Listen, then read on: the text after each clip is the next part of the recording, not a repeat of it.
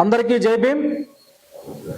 నిన్నటి రోజున గౌరవ సుప్రీంకోర్టు తీర్పు దళిత క్రిస్టియన్లకు వచ్చిన ఆ తీర్పు చాలా అన్యాయం. ఏదైతే గౌరవ సుప్రీంకోర్టు దళిత క్రిస్టియన్లకు ఎస్సీ హోదా ఉండదు అని చెప్పడాన్ని చాలా బాధాకరం. ఎందుకంటే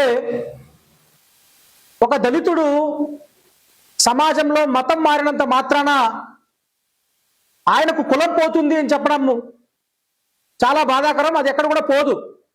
అదేవిధంగా ఒక దళితుడు మతం మారినంత మాత్రాన సమాజం ఆయనను చూసే ఆ దృష్టికోణం ఏదైతే ఉందో అది మారుతుంది అని కూడా మనం ఎక్కడ కూడా చెప్పలేం.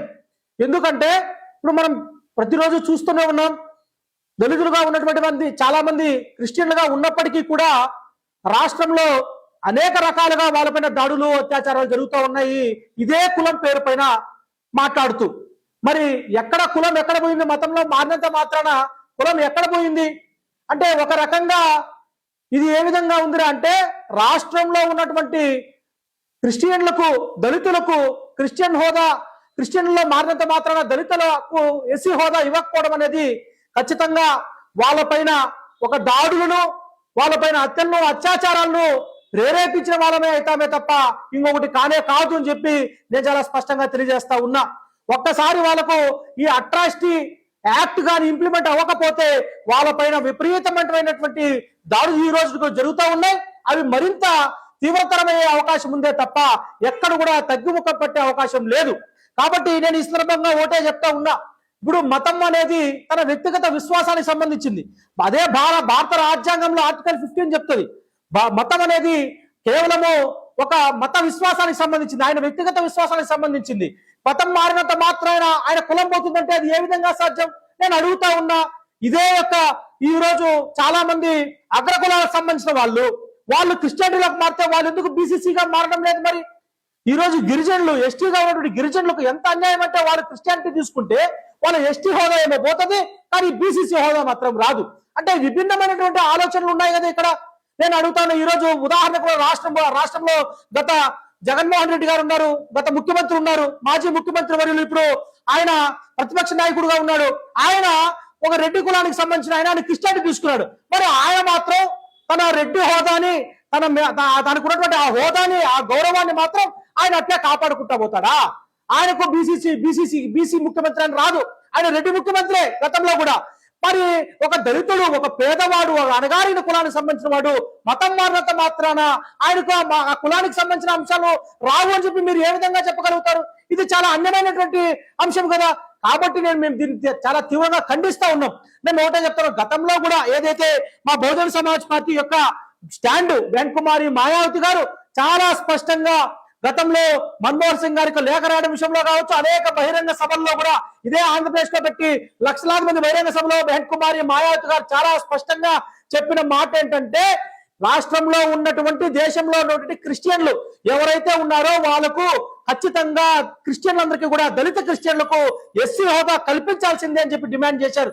నేను అడుగుతా ఉన్నా, ఈ రోజు భారత రాజ్యాంగంలో మనకు రాజ్యాంగం అమల్లోకి వచ్చినప్పుడు హిందువులకు ఏ విధంగా అయితే మనకు ఎస్సీ హోదా కల్పించేసి దళితులకు ఎస్సీ హోదా ఎక్కడైతే కల్పించారో అదే విధంగా 1956లో సిక్కు మతంలో ఉన్న దళితులకు దళిత హోదా కల్పించారు. 1990 సంవత్సరంలో బుద్ధిస్టులకు ఆ అవకాశం కల్పించారు. మరి క్రిస్టియన్లకు మాత్రం ఎందుకు అవకాశం కల్పించడం లేదు అని చెప్పి నేను ఈ సందర్భంగా నేను అడుగుతా ఉన్నా. ఇక్కడ ప్రధాన సమస్య ఇక్కడ ఎందుకు ఈ సమస్య ఇంత గొంతు పైన కత్తిలాగా వేలాడుతా ఉందిరా అంటే ఇది కేవలం భారతీయ జనతా పార్టీ చేస్తున్నటువంటి ఆకృత్యాలు, బీజేపీ పెద్దలు చేస్తున్నటువంటి ఆకృత్యాలు. ఈ ఆకృత్యాలకు ఈ సమస్యలకు ఎవరు వంత పారుతా ఉన్నారు? నేను అడుగుతా ఉన్నా. ఈరోజు టీడీపీ కూటమి ప్రభుత్వం ఉంది. టీడీపీ కూటమి ప్రభుత్వం చాలా స్పష్టంగా వాళ్ళు ఎన్డీఏలో భాగస్వామిగా ఉన్నారు. భారతీయ జనతా పార్టీ యొక్క నాయకులకు కానీ వాళ్ళు ఇచ్చే అంశాలను వాళ్ళు డైరెక్ట్ గా ప్రత్యక్షంగా వాళ్ళకు మద్దతు ఇస్తా ఉన్నారు. వాళ్ళు భాగస్వామి ఉన్నారు. ఇక్కడ ప్రధానంగా ఒక ప్రతిపక్ష పార్టీగా ఉంటూ గతంలో అధికారంలోకి రావడానికి కూడా ప్రధాన కారణమైనటువంటి జగన్మోహన్ రెడ్డికి ఎవరు ఈ రాష్ట్రంలో ఉన్నటువంటి దళిత క్రిస్టియన్లు ఎవరైతే ఉన్నారో వాళ్ళ ఓట్లు వేసుకునే ఈరోజు జగన్మోహన్ రెడ్డి అధికారంలోకి వచ్చాడు. గతంలో అధికారంలోకి వచ్చాడు. ఈ రోజు కూడా ఆయనకు 40% ఓట్ బ్యాంక్ ఉందని చెప్పి ఆ హోదాని ఆయన ఎంజాయ్ చేస్తారంటే దానికి కారణం ఎవరు? ప్రధానంగా దళిత క్రిస్టియన్లు. మరి ఈ దళిత క్రిస్టియన్ల పక్షాన మీరు పోరాటం చేస్తా ఉన్నారా జగన్మోహన్ రెడ్డి? ఇక్కడ సమస్య ఎక్కడ వచ్చిందిరా అంటే ఈ బీజేపీ పెద్దలకి ఎక్కడ కూడా వాళ్ళకు అడ్డువాపు లేదు. ఎందుకు వాళ్ళకు అడ్డువాపు లేదంటే టీడీపీ జనసేన ఏమో ప్రత్యక్షంగా వాళ్ళకు సపోర్ట్ చేస్తా ఉన్నాయి, అదేవిధంగా జగన్మోహన్ కూడా సపోర్ట్ చేస్తా ఉన్నాడు. మీరు ఈరోజు రాష్ట్రపతికి సంబంధించిన బిల్లు అంశం కావచ్చు, పెద్ద పెద్ద బిల్లులు ఏ అంశం తీసుకున్నా కూడా వైఎస్ఆర్ కాంగ్రెస్ పార్టీ ప్రత్యక్షంగా బీజేపీకి సపోర్ట్ చేస్తా ఉంది. నరేంద్ర మోడీకి పరోక్షంగా ఆయన సపోర్ట్ చేస్తా ఉన్నాడు కాబట్టే ఈ రోజు భారతీయ జనతా పార్టీ పెద్దలు కావచ్చు, బీజేపీ కావచ్చు, ఈ రోజు దళితుల పైన దేశంలో ఉన్నటువంటి అనేక రకాలుగా మనల్ని ఇబ్బందులకు గురి చేసే ప్రయత్నాలు చేస్తా ఉన్నారు. ఇప్పుడు ప్రధానంగా మాట్లాడాల్సిన వ్యక్తి ఎవరు? చంద్రబాబు మాట్లాడాలి, ముఖ్యమంత్రిగా ఆయనకు అవకాశం ఉంది కాబట్టి. అదేవిధంగా జగన్మోహన్ రెడ్డి మాట్లాడాలి. జగన్మోహన్ రెడ్డి ఏమో ఓట్ వేసుకుంటాడు కానీ ఆయన మాత్రం మాట్లాడు. ఆయన ఏమో క్రిస్టియానిటీ అంటాడు, ఆయన మాత్రం రెడ్డి లాగానే కొనసాగుతాడు. కాబట్టి ఈ రోజు రాష్ట్రంలో ఉన్నటువంటి తెలుగుదేశం కూటమి ప్రభుత్వం అయితేనేమి, అదేవిధంగా జగన్మోహన్ రెడ్డి అయితేనేమి, వీళ్ళిద్దరూ కూడా దళిత క్రిస్టియన్ల పట్ల చిత్తశుద్ధిగా లేరు అని చెప్పి చాలా స్పష్టంగా ఉంది. మీకు నిజంగా చిత్తశుద్ధి ఉంటే నేను ఒకటే డిమాండ్ చేస్తా ఉన్నా, ఈ రోజు ప్రభుత్వాన్ని, ఈ రోజు టీడీపీ కుటుంబ ప్రభుత్వాన్ని చంద్రబాబు నాయుడు చెప్తా ఉన్నా, ఈ రోజు మీరు ఎట్టి పరిస్థితుల్లోనూ సుప్రీంకోర్టులో రివ్యూ పిటిషన్ దాఖలు చేయాలని చెప్పి మేము డిమాండ్ చేస్తా ఉన్నాం. మీరు ప్రభుత్వం తరఫున మీరు రివ్యూ పిటిషన్ దాఖలు చేయాలి, మీరు ప్రభుత్వం తరఫున రివ్యూ పిటిషన్ దాఖలు చేయాలి.